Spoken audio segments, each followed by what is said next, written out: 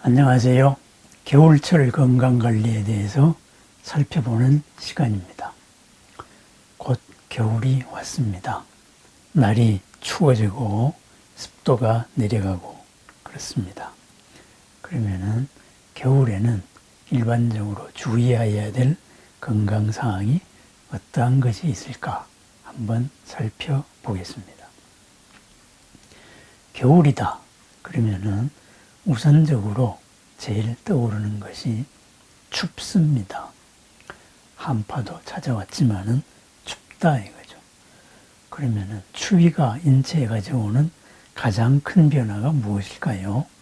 바로 우리의 체온을 저하합니다. 체온이 저하되면 어떻게 될까요? 온갖 면역력 저하로 인한 여러 일들이 생깁니다. 우리 사람은 적도에서부터 극지방까지 살 수 있습니다. 그럴 수 있는 이유는 환경에 관계없이 정원으로서 항상성을 유지할 수 있기 때문입니다. 정상적인 체온이 조금의 차이는 있습니다만은 36.5도에서 플러스 마이너스 1도 정도, 이 정도를 정상적인 체온이라고 할 수 있습니다. 체온이 1도 내려가면 어떻게 될까요? 면역력이 20-30%가 떨어진다. 이런 연구 결과도 있습니다. 그래서 추울 때 체온을 1도만 올리더라도 면역력이 30%는 올라간다. 이런 말이 있죠.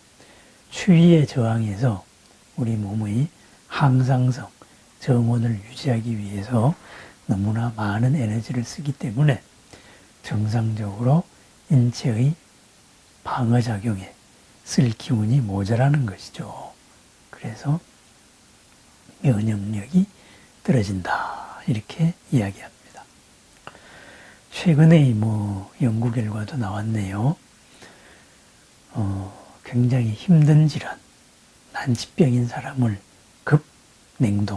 냉동까지는 아니더라도 극심한 저체온증에 이르러서 거의 뇌를 뇌사 상태, 호흡 정지 상태로 빠뜨린 다음에 수술을 해서 다시 깨어나게 했다. 이런 보도가 있었습니다.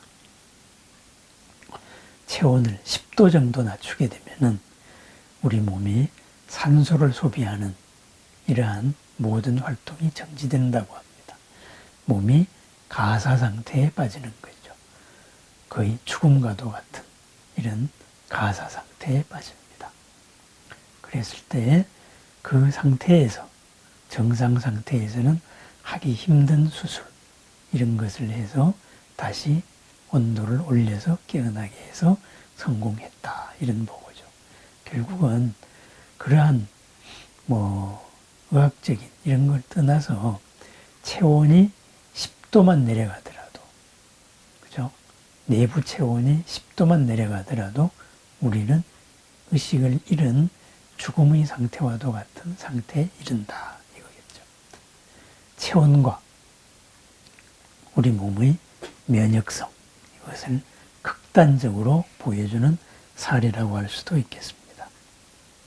그래서 체온, 추위, 보온에 신경을 써야죠. 면역력, 우리 몸을 지키는 기운을 증대시켜야 됩니다.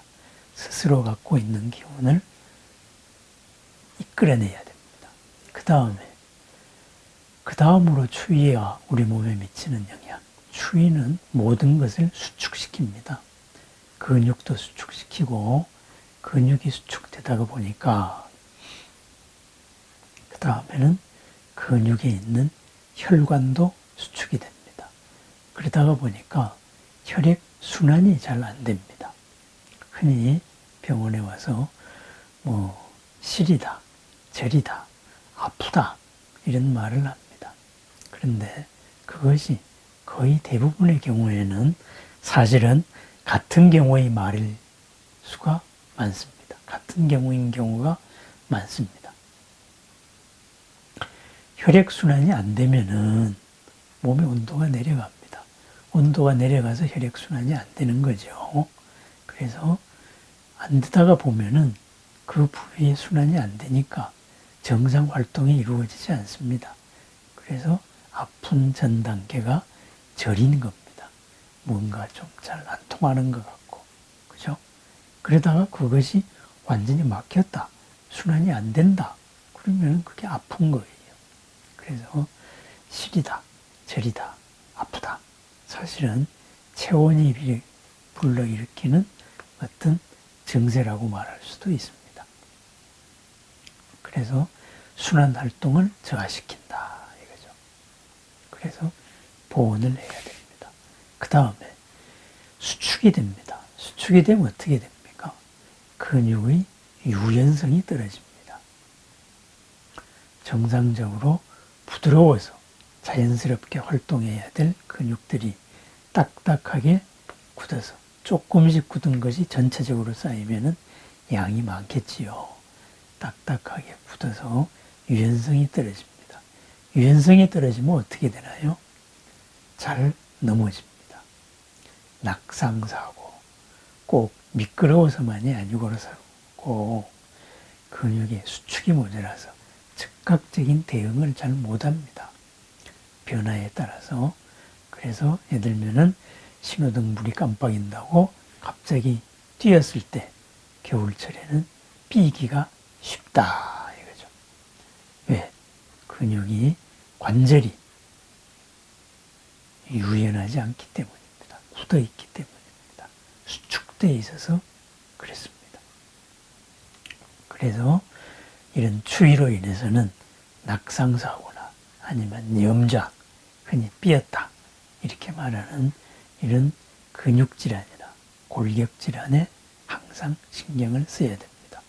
특히 노인들의 경우 뼈 자체가 골다공증으로, 노년성 골다공증으로 약화되신 분이 많기 때문에 수축된 상태에서 넘어졌을 때에는 부러지기가 쉽습니다. 골절상을 수시로 봅니다. 한 번 넘어졌는데 바로 대퇴골에 고관절이 부러졌다, 이런 경우를 자주 보게 됩니다. 그래서 낙상에 대한 주의를 항상 해야 됩니다. 삔 거죠. 근육질환으로서 삔 정도가 아니라 골절에 대한 염려도 해야 됩니다. 그 다음으로 추위가 가져오는 거, 혈관을 수축시킵니다. 혈관을 수축시키면 어떻게 할까요? 피가 흐르지 않으니까 인체는 피를 잘 흐르게 압력을 높입니다. 왜? 피가 흐르지 않으면 몸이 제대로 기능을 못하기 때문입니다. 그래서 압력을 높이다가 보면은 평소에 압력이 높았던 사람들, 고혈압 환자라든가 또는 혈관에 여러 가지 중성지방이라든가 이런 여러 가지들이 끼어 있었던 사람들은 혈관 수축력이 약한 사람들,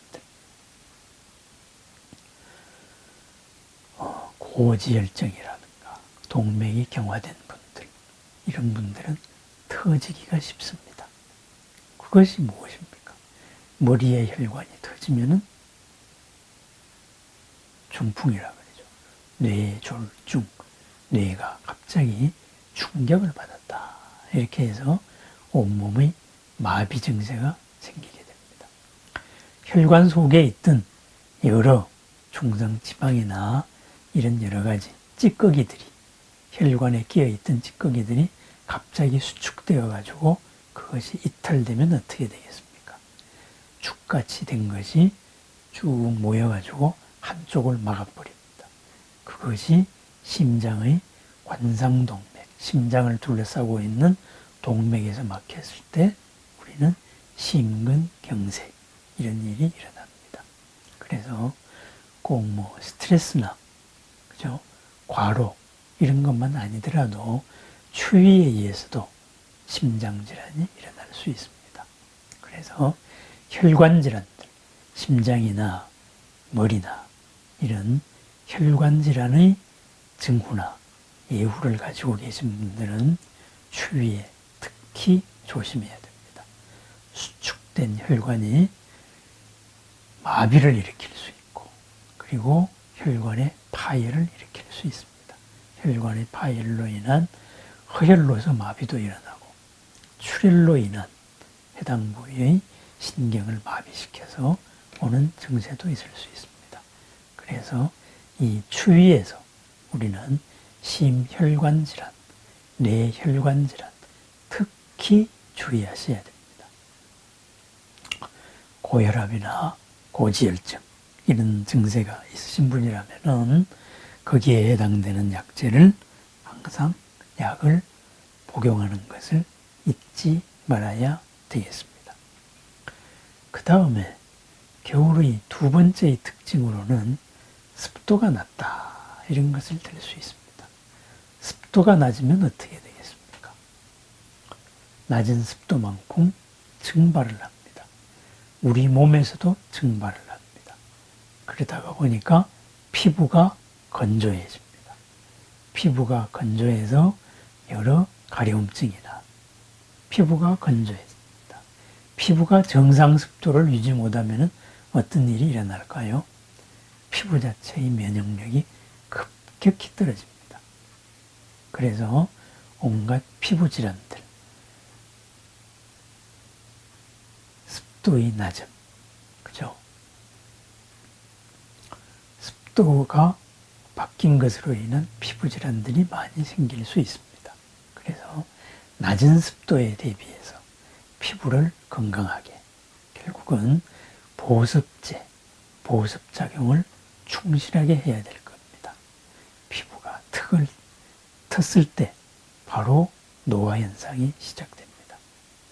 피부 노화를 방지하는 것, 피부 미용의 첫 번째, 낮은 습도의 보습제입니다. 그래서 트는 것을 방지해야 되겠고, 그 다음에는 수분 섭취가 많아야 되겠죠. 수분, 그죠? 날아가는 것만큼 보충해 줘야 될 겁니다. 그래서 겨울에는 특히 따뜻한 수분 섭취가 많아야 될 것입니다. 수분 섭취를 하는데 그냥 생수도 참 좋습니다. 그런데 이왕이면은 생수보다는 하나 더 좋은 여러 가지 건강에 좋은 차 이런 것을 쓰면은 더 좋겠지요. 가장 좋은 차는 인삼입니다. 우리나라는 인삼이 워낙 많이 나고 흔하다가 보니까 인삼 귀한 줄 모릅니다. 이 세계에서 가장 많이 연구된 약재가 인삼입니다. 그래서 인삼이 가진 효능 참 어마어마합니다. 체질적으로 인삼이 안 맞는 사람이 있다. 이렇게 해서 사상 체질로서 여러 가지 말씀들을 하시는데 몸에서 필요할 때에는 항상 인삼도 몸에 맞습니다. 겨울철 면역력이 떨어질 때 인삼은 특히 필요합니다. 인삼이 맞지 않는 사람 이것저것 따지고 물어보고 하지 마시고 인삼차를 조금 진하게 해서 한번 드셔보시면 됩니다. 인삼 알러지다 그러고 또는 체질이 안 맞는다 그러는데 인삼이 안 맞으신 분들은 금방 가슴이 두근거리고 얼굴에 열이 오릅니다. 그래서 가벼운 흥분작용도 일어나고 그러한 열 증상이 일어납니다.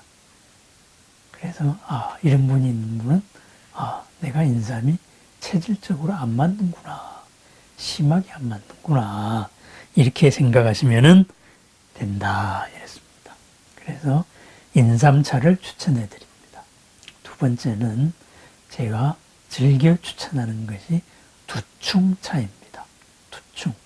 두충나무의 껍질에서 콜크층을 다 태우거나 해서 없애고 그것을 약효를 더욱더 올리기 위해서 법제를 한다 그러죠. 그걸 소금물로 볶습니다. 그래서 두충차, 두충나무의 껍질에 있는 진액들, 이런 진액, 실 같은 잘라 이렇게 쪼개면은 하얀 실 같은 게 나옵니다. 이 실이 금방 톡톡 끊어질 정도로까지 볶으면은 소화장애도 없고 몸에 좋습니다. 어디에 좋으냐? 그것은 두충의 다른 이름에서 찾아볼 수 있습니다. 두충의 다른 이름이 사선입니다. 생각할 사자에다가 신선 선자입니다. 이것을 먹고 보니까 꼭 신선이 될 것 같다. 이런 느낌이 든다 이겁니다. 신선이 뭐죠? 불로장생입니다. 그러면은 두충나무를 먹으면은, 두충을 먹으면은 신선이 될 것 같다는 생각이 든다. 뭐겠어요? 백병이 없어진다. 몸의 모든 면역력이 좋아진다. 그래서 옛날부터 내려오는 말이 두충나무 있는 집에 신경통이 없다. 이렇게 이야기를 합니다. 그만큼 근육에 좋고 뼈에 좋습니다. 피를 잘 만들어줘서 여자분들은 자궁에도 좋습니다. 그래서 건강한 근육, 건강한 뼈 이런 것을 원하신다면은 두충차를 드시는 것이 좋을 수도 있습니다. 인삼차와 두충차를 겨울에 특히 추천드립니다. 그 다음에 우리 몸이 외부의 기운을 받아들여야 됩니다. 호흡을 합니다. 호흡을 하는데 낮은 습도가 일으키는 것이 뭐겠습니까? 이 피부만, 겉으로 접하고 있는 피부만 건조시키는 것이 아니고 코에서부터 기관지까지 모든 점막도 건조시켜버립니다. 코에서부터 기관지까지의 점막이 적정 습도를 유지 못하면 어떻게 되겠습니까? 외부에서 들어오는 공기의 이물질들이나 여러 세균들을 그 끈끈한 점액에서 걸러내는데 그 걸러내는 작용을 할 수가 없습니다. 그리고 점막이 축축하지 않음으로 해가지고 또 그 점막을 지켜낼 수가 없습니다. 그러다가 보니까 외부 세균들이 쉽게 코에 탈을 일으킵니다. 코 속에 탈을 일으킵니다. 인후에 탈을 일으킵니다. 그래서 급성 비인두염, 바로 뭡니까? 감기죠. 감기를 일으킵니다. 목에서 끝나면 얼마나 좋겠습니까? 여기에서 바로 건조된 기관지를 통해서 폐로 직행을 합니다. 그래서 겨울철의 감기는 금방 심한 감기, 그리고 기관지염, 폐렴으로 직행하기가 쉽습니다. 습도가 낮기 때문입니다. 그래서 적정 습도를 유지하자. 그래서 방 안의 습도를 유지하고 그 다음에 또 코 속의 습도를 유지하자. 그러기 위해서는 방 한 대 마스크를 하는 것도 좋겠고 또는 하루에 몇 번 코 세척을 해주는 것도 좋겠습니다. 생리식염수나 아니면은 약간 더 농도를 진하게 해도 되겠죠. 생리식염수로서 코 속을 씻는 겁니다. 요새 거꾸로 된 병같이 해서 탁 쥐어짜면은 물총같이 식염수가 올라가는 그런 코 세척기가 많이 보급되어 있습니다. 이러한 것으로서 코 속을 정상적으로 씻어주면은 코의 점막도 씻어주고 그리고 적정 수분도 유지해 줍니다. 비강, 코 속이나 인두, 인체가 외부로 접하는 통로, 그 통로의 면역력 증진에 아주 좋습니다. 그래서 코 세척을 추천드립니다. 물론 손 잘 씻어야지요. 그죠? 양치질도 잘 해야 되겠고 외부와의 통로인 손, 코, 입 특히 신경을 써야 될 때가 점막이 건조해지는 겨울입니다. 만약에 밖에서 씻지 않는 손으로 코 속을 한번 만져보십시오. 하루가 안 돼서 감기가 발병합니다. 그래서 외부와의 통로를 확실하게 청결하게 해주자. 낮은 습도로부터 우리 몸을 보호하자 이랬습니다. 그 다음에 춥기 때문에 또 환기가 잘 안 됩니다. 환기가 안 되다가 보면 어떻게 되겠어요? 공기 자체의 질이 떨어집니다. 그래서 겨울에는 특히 1시간에 한 번 정도 환기를 시켜주는 것이 중요합니다. 환기, 마시는 공기가 나빴을 때 그것은 폐로 바로 영향이 옵니다. 우리 혈액의 구성에 바로 영향을 미칩니다. 그래서 환기의 중요성, 이것을 잊지 말아야 되겠습니다. 춥다, 습도가 낮다, 여기에 더하여서 겨울의 세 번째 특징은 낮이 짧다입니다. 태양빛이 작다 이겁니다. 여름에 머리 꼭대기까지 왔던 태양이 겨울에는 이렇게 많이 낮아져 있습니다. 햇볕 양이 적습니다. 햇볕 양이 적으면 어떻게 될까요? 우울증이 생깁니다. 우울증. 그죠? 햇볕과 우울증의 상관관계는 아주 연구가 많이 되어 있습니다. 보편적입니다.